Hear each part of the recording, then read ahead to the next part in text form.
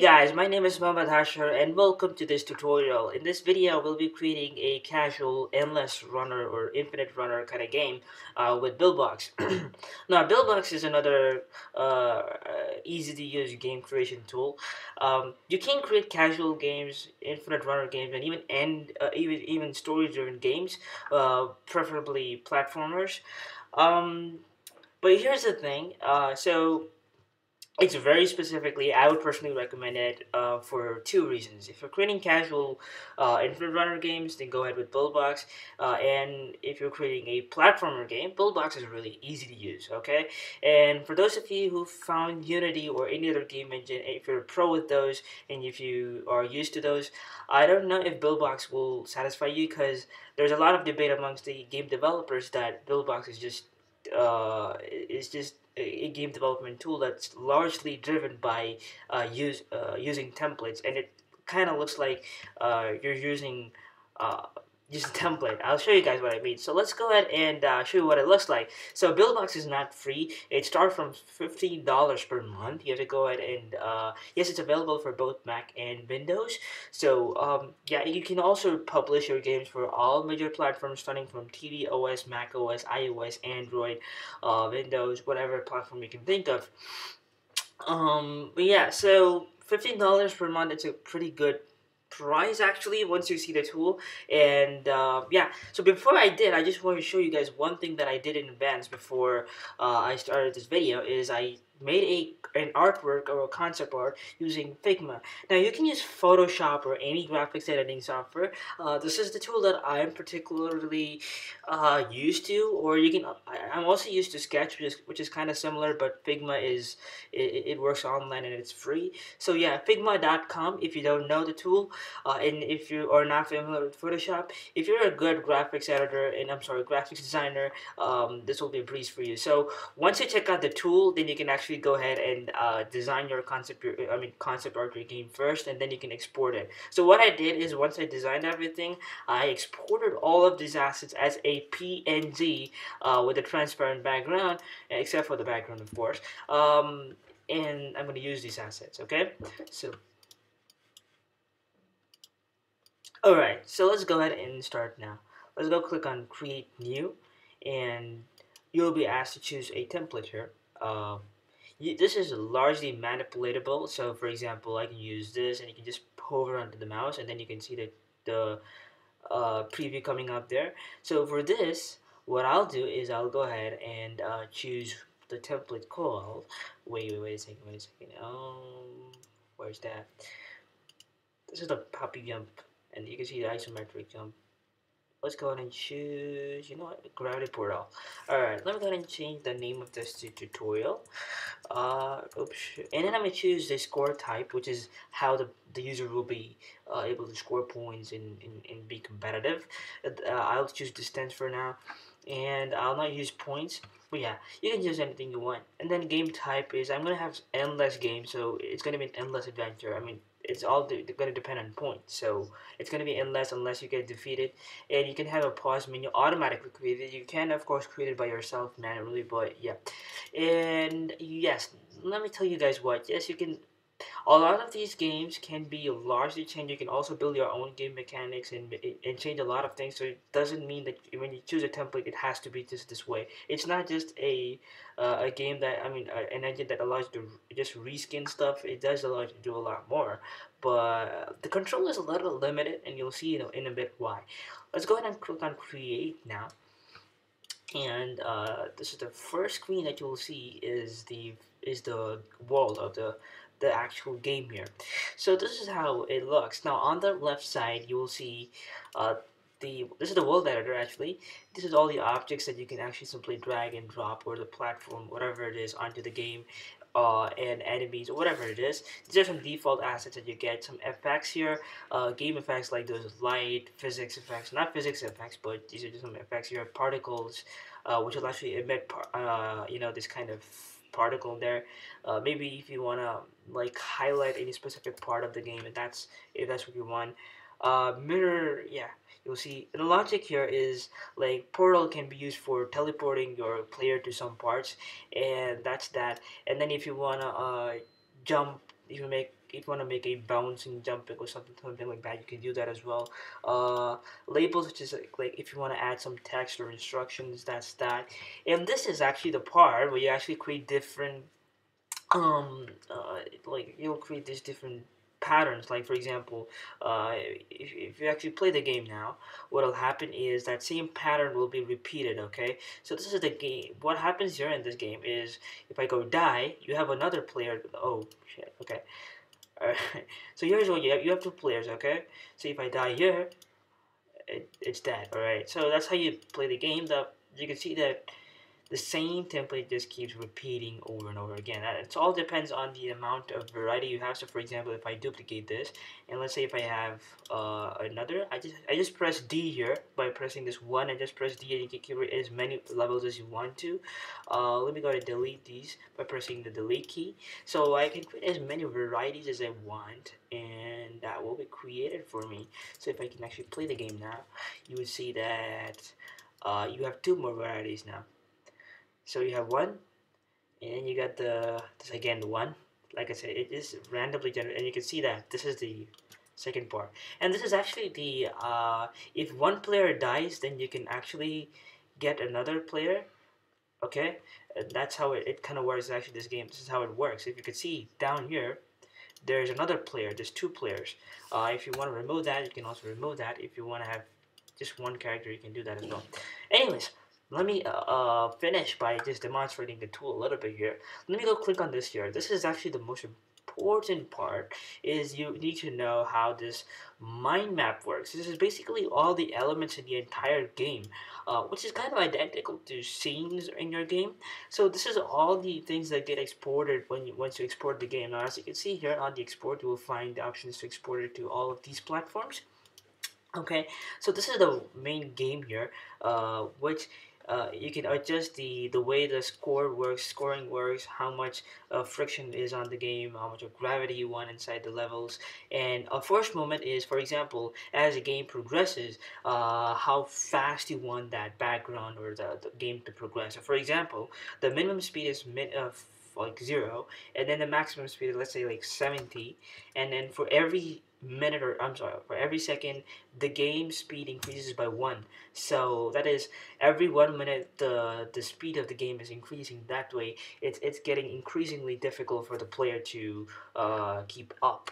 All right, so that's how you make the game harder and harder.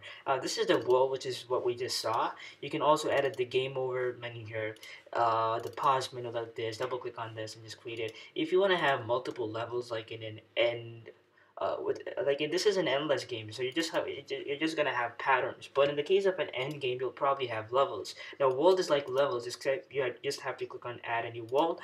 Once you reach the end point, you just have to use these knobs here to connect to that specific part. Oh, let me just duplicate and do that. So you can see here on the UI, you have two buttons here. The way the UI is basically, yeah, like you just saw. Um, Tap to just have to probably change. Alright, I just change it like this.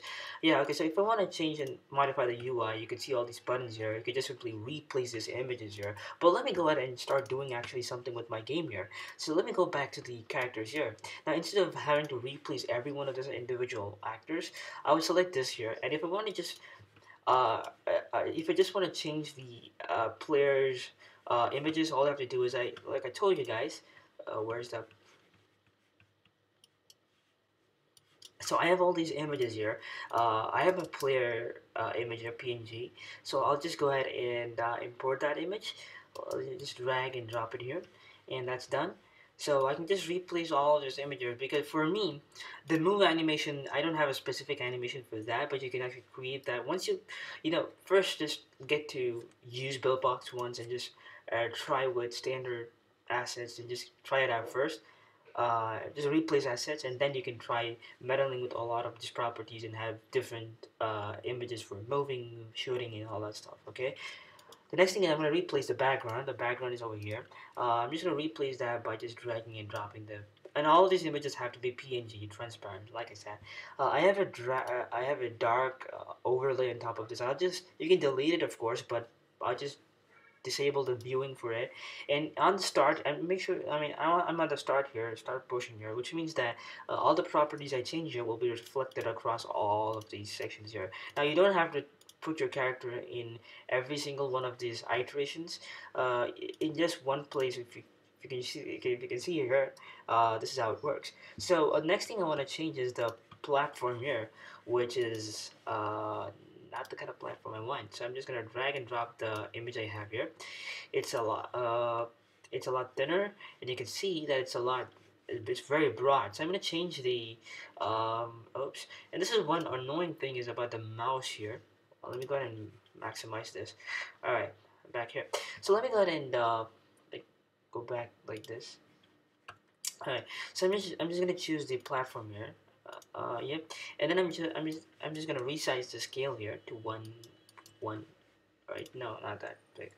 1.5 to 0.5, probably like this. This looks a lot better now. Similarly, I'm just gonna do the same thing over here. Probably to 1.5. Okay, that looks a lot smaller now. It looks better now. Okay. Anyway, so the next thing is the enemies here, which is just this sharp pointed thing. Now instead of that, I have a gradient like object here, which is fire. I'm just gonna replace that here, and you can see that it looks really small, right? So I'm just gonna select all of this by pressing the Shift key, and then I will just use these because all of these have a common size, so it shows me the equals, and all of these have the same size. So I'm just gonna change that scale to probably 1, which is the default size of whatever you've designed it for. So I'm just gonna resize this, and yeah.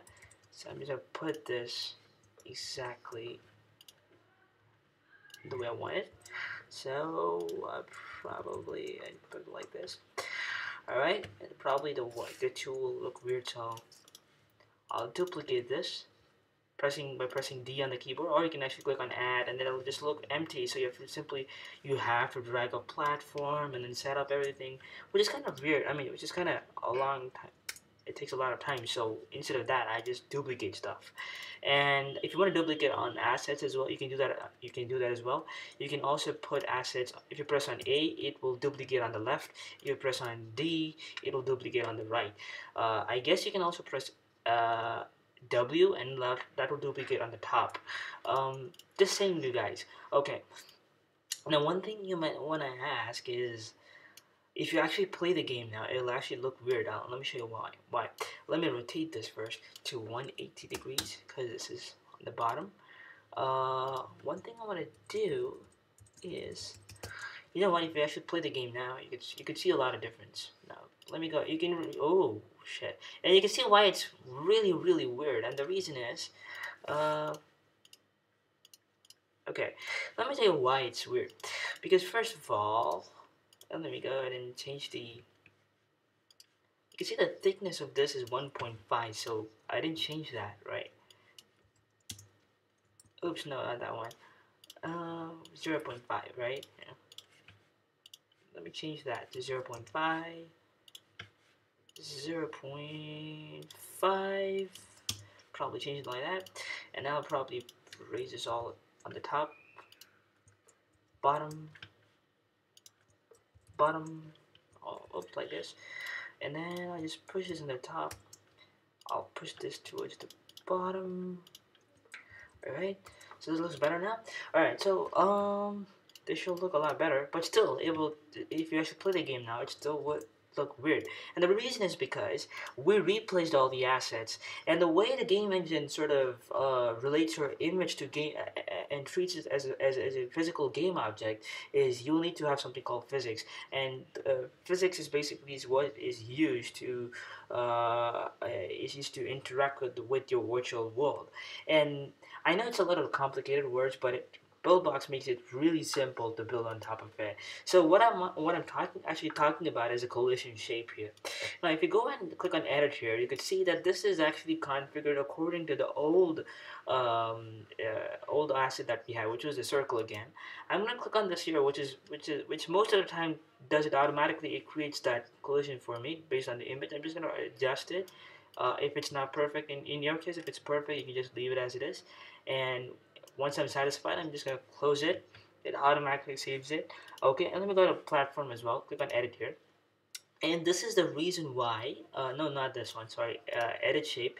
And this is actually the reason why it was not, colliding. And the reason is because the collision is a square, but we have a rectangle here. So let me go ahead and fix that by clicking on this button and voila, that's it. So the next thing is on the enemy here. Now this is a triangular stuff, but you know what? It doesn't really matter. Oh, not this button again. Edit shape. You can see it's a triangle. So let me go ahead and click on this here, and this way it's a perfect square. Although this little part is not supposed to be an enemy here, if the person just jumps on top of it, it's really so small. So anyways, it doesn't really matter. So I just put a square on top of it. Now if you play the game, I think it'll look better. So look, it's perfect, right? So I can just do like that. One thing is if I die, it doesn't show a score, right? It looks really bad. So let me go to the mind map here, click on the game over UI, and let's go and drag a text here, okay, which is a default font. Let me go ahead and align this properly. So I'll just use a shift key to move this somewhere appropriate. And you can, of course, adjust this position by X and Y axis. X is for horizontally and Y is on the vertically axis. So let me go ahead and position the center by using 320, which is the default number for positioning the center. And all these buttons can be replaced if you actually have assets for it. You can do that. But in my case, what I'm going to do is I'm just going to plug in a dynamic value, which is at the function, just select score. And what value do you want to present here? You want to present the distance here. And you want to present the, you want to present the current, whatever he scored, right? You want to display that score here, right? That's what you want to do. And the next thing you want to do is we're going to go to the world here, and you can see the score multiplier, which is like, if you click on play now, let me show you what happens here. Is when I press 1, the score goes, if the score is just ridiculous, just too high. Now if you go and check out the score, it's 2,559. But I just played the game for literally like less than 10 seconds. Now that's just too much of score. So if I want to reduce that, let me go ahead and choose the score multiplier down to 0.2 and play now. Now you can apply these same properties down to a platformer game as well. Now you can just see if I die, it's 345, which is a lot understandable. You can just play around with the values and just try it however you like. And if there's anything you want to add, you can customize the properties. You want to change the gravity, you can change the mechanics and everything like that. Let me go to character here. Let's say if you want to have some particles coming on top of it or behind it, you can do that as well. Alright, let's go to emitters here. Let me go ahead and let me rotate this to like probably 90 degrees. No, minus 90 degrees. Now, watch what happens. Now, if I'm going to choose the color here, I'm probably going to choose something like orange. And I'm just going to choose like reddish color here. Probably this color. And I'm just going to close this. It's just too much of particles, actually. I'm going to reduce that to probably 50, probably 40. Okay. Alright, so I'm going to put it like this over here. And now watch what happens. I'm gonna click on play, and you can see the particles just. It looks weird, but you can do that. You can do all this crazy stuff. Okay, you can add particles this way. Click on the emitters, and you want to change the. Let's click on this. You don't want to have the particles moving towards the bottom, so let's go ahead and change that. Oh, you can actually, of course. Probably, you know what? You just sort of have to play with the rotation of this. It's in 0 actually. if you can change the rotation back there, it will work. So I don't want to have that for now. So let me go ahead and remove that.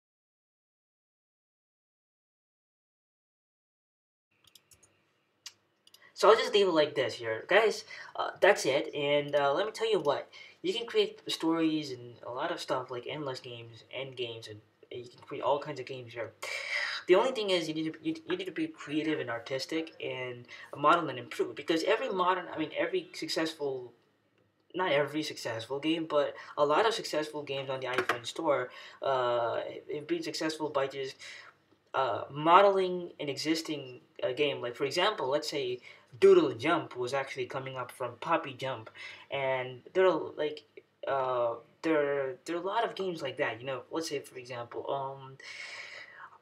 Candy Crush now, for example, has a lot of uh, what you may call it rip-offs, but what they did is they just replaced certain assets and graphics, and it's not just replacing of graphics, but they did change a lot of, um, you know, certain game mechanics, like a little bit here and there. I know it's not too much, but the reason for it is just to, add your own flavor on top of it, and then it becomes a completely different game. It looks like a different game, but technically it's the same concept. Now you can choose any of these templates here and modify the game this way, and then have like a different game.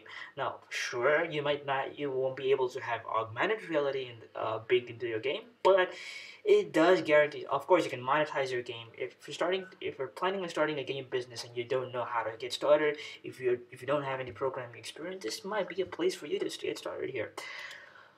With that said, guys, you'll have a lot of tutorials up on Buildbox's website, so I don't have to like um, progress any longer. But I just wanted to show you guys this tool that exists, and I think you guys will like it. For all of you guys who are getting started with game development for the first time, I would highly recommend you guys to go check this out. It's really worth it. And with all of that, with all of this said, please be sure to stay subscribed, and I shall see you guys in another video very soon.